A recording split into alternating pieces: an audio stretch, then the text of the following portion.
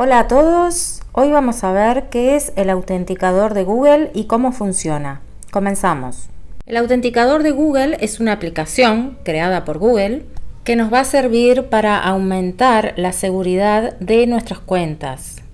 Funciona como un token creando un número de 6 dígitos de forma aleatoria y ese número va a cambiar en un rango de tiempo entre 15 y 30 segundos, generando un nuevo código para aumentar la seguridad.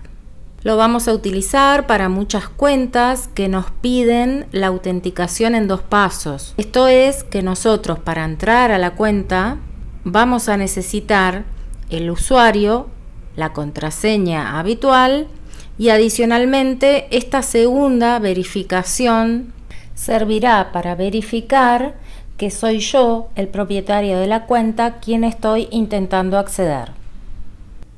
Lo primero que tenemos que hacer es en nuestro celular ir a Google Play o a Apple Store e instalar la aplicación. Vamos a poner en el buscador autenticador, vamos a darle a instalar, abrimos y comenzamos.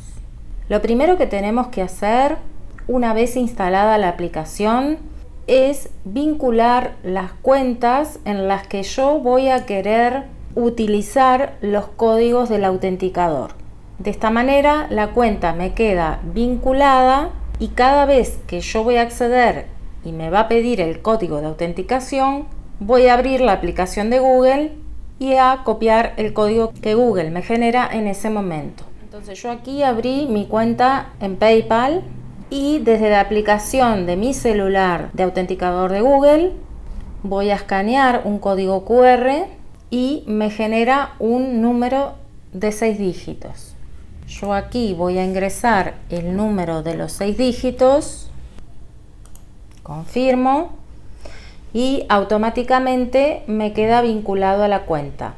De ahora en más, cada vez que vaya a entrar a mi cuenta de PayPal, me va a pedir el nombre de usuario y la contraseña habitual y luego me pide que ingrese el código que aparece en el Google Autenticador.